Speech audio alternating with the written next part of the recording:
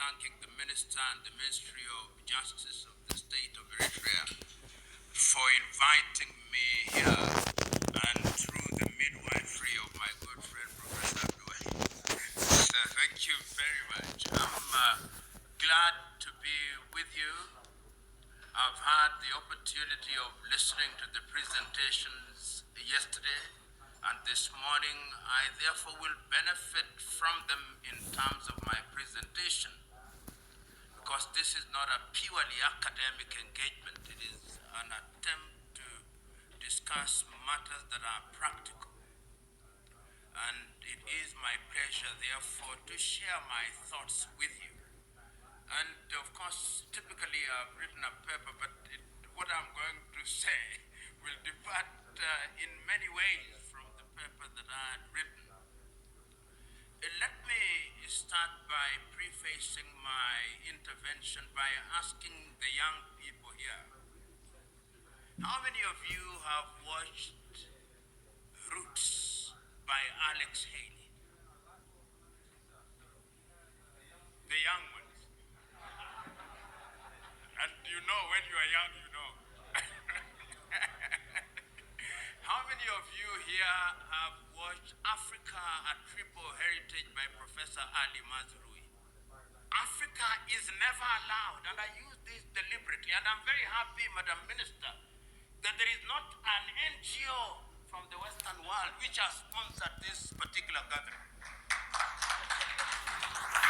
I go to many gatherings, Danida, GIZ.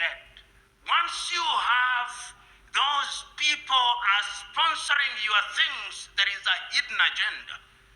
It is painful, it's shoestring, and when they do, sometimes they do, there are some of them who are friends of goodwill. But to the extent that is humanly possible, you must underwrite your own costs, because then you determine your agenda. Which brings me to another thing, values, and are they taught? Professor Macharia Munene posed the question to the good Professor Mohammed here, are they taught? There was an attempt at answering that question from the back, an attempt.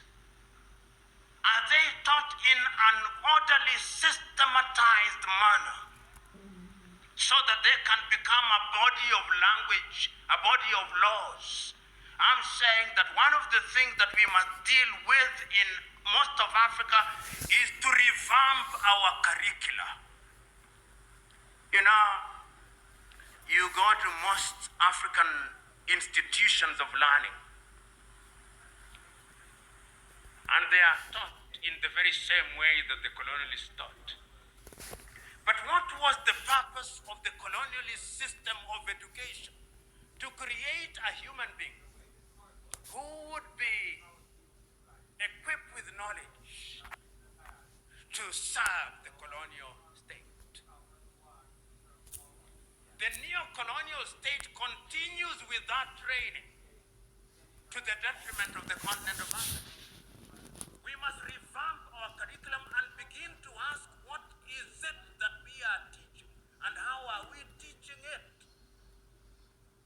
Today, you go to many African universities and you ask them, are you teaching, if it is schools of law, do you have a curriculum that targets the teaching of human rights based on the African Charter and Human and People's Rights? You go to SADC, you ask the students in the southern region whether their institutions of learning are talking about treaties. You do the same in ECOWAS, you do the same in the Maghreb, in Central Africa and in East Africa, and they do not. We are still teaching things that were taught and are being taught in Europe and America. And then we think we can compete. Then we think we can have values.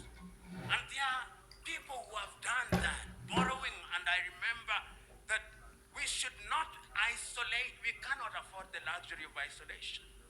We must learn from other regions. You know, I will conclude shortly, because I must.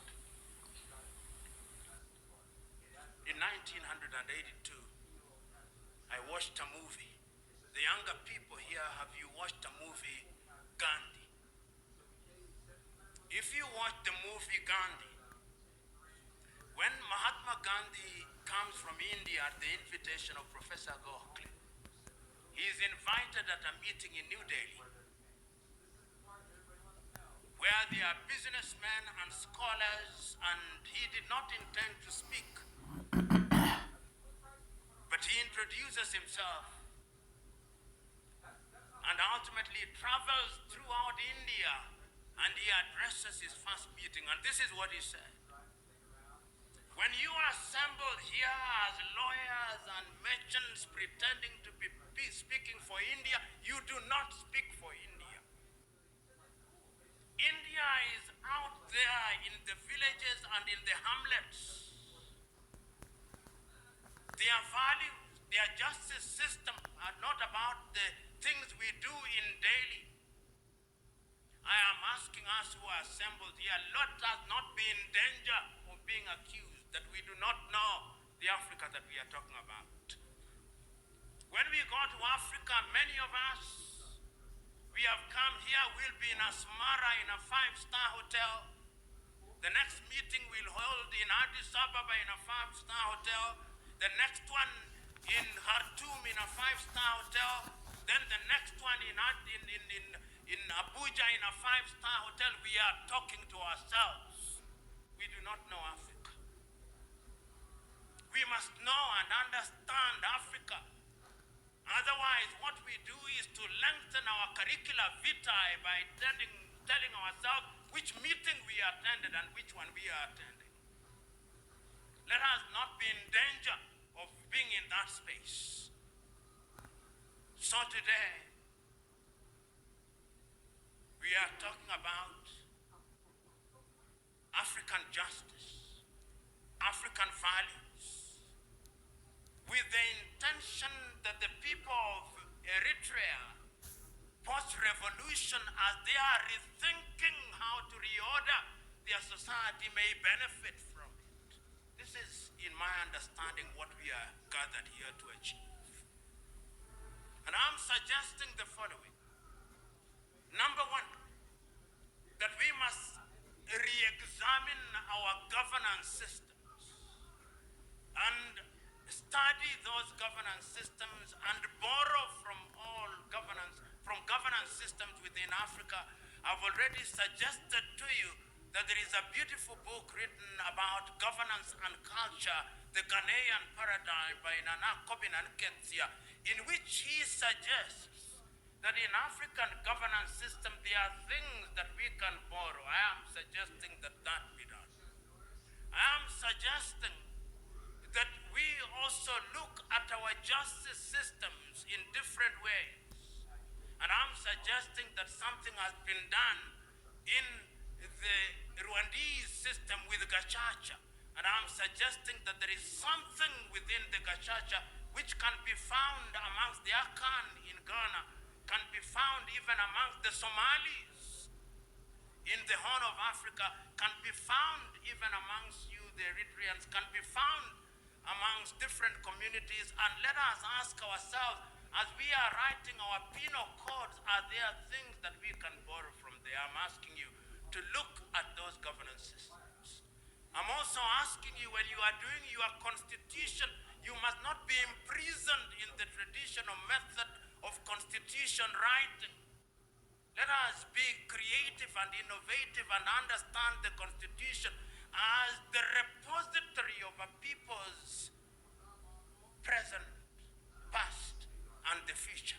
As they say in Chichewa in Malawi, more important than this generation is our children's children. In other words, we must look to the future generation without governing them from the grave. Must be sufficiently elastic to allow them to interpret it in a proper manner. Number 4, I'm saying that there is wisdom in looking at the experiences of other peoples in the world. We must not be naive to assume that the things that we borrowed even from colonizers, all of them are bad. We have a saying in Kiswahili, baniani mbaya kiatu chake dawa. That even, and I'm transliterating, that even the shoes of a bad man can be a source of cure. So even those whom you do not think are likely to benefit you, there are things that you can borrow from them because a lot of thought has gone into those international instruments, even as I said what I was saying. So let us not be dismissive. The experiences we have had here from Nicaragua are useful. The experiences from Italy are useful. The experiences from colonizers are also useful. To the extent that you are able to adopt and adapt. This is the most critical thing. Nothing fits lock, stock, and barrel. Adopt and adapt and customize. Once you do that, you are in good space. Ultimately, this is what I want to conclude with. Even honest statements must be unpacked. And this is the statement that I want to demonstrate why they must be unpacked and domesticated. American Declaration of Independence in Philadelphia. We hold this truth to be self-evident. That all men are born equal. That they are endowed by their Creator with certain unalienable rights. That among these are life, liberty, and the pursuit of happiness. When that statement was made, were women equal? Were blacks equal? No. In other words, we must, in the nature of things, when we are making declarations, think of the future. Because we are not only thinking about today, we must create elastic justice systems which are capable of being adopted and adapted by future generations in a manner that fits their circumstances without changing the DNA of what they seek to achieve. I hold the view that Africa continent has a lot to share, but we don't share sufficiently. I hold the view that we are victims of our own lethargy and victims of our own ignorance, and the time is now that we must begin to think differently. And that is why when I hear things such as Africa Agenda 2063, they make beautiful promises. Africa is actually a forest of beautiful treaties and declarations, which are honored in breach. It is our duty to give them practical meaning. When we talk about Africa continental free trade area, we must ask ourselves, what are the values that we are going to infuse? You talked about fairness. I want you to look at the book, the notebook that you are writing on. It is from Indonesia. The one that you are writing on is from Indonesia. It's made in Indonesia.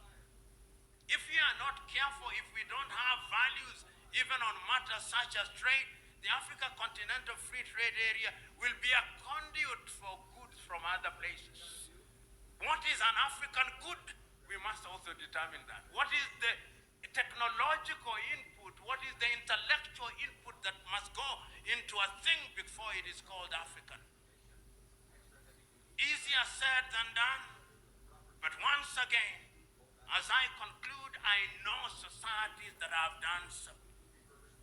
The Koreans have done so to the extent that is possible.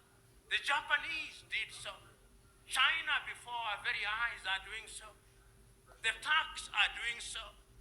We are a market and a population of 1.4 billion and still counting, and the youngest continent on earth.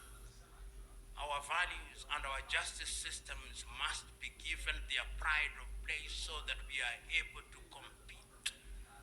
Many times we are not able to compete because we do not have the capacity to articulate. The media, we must have our own media, our own values about how we package news. I was in my room trying to open the television, it refused. But if it had accepted the promise that I'm given in the package is that I'll be watching BBC and CNN, not an African media. Our values must also relate to the news that we are dealing with. Ladies and gentlemen, one can go on and on until the cows come home. But I'm speaking to men and women who are enlightened, and what I've done is simply to provoke a few ideas with the hope that when you are doing this, and we wish you well, all the people here are your well-wishers. We do not have monopoly of knowledge or wisdom, but today, in my view, we have provided you with a buffet of ideas, a smorgasbord of ideas. Pick and choose those which are relevant and reject those which are useless. Ultimately, it is Eritreanness and Africanness that will make us proud. Malcolm X once said, until the African in the continent is respected, the African anywhere in the world will never be respected. He will be present at a dinner table, but never as a diner. He'll always be a waiter or food to be consumed. Let us change that narrative. Thank you.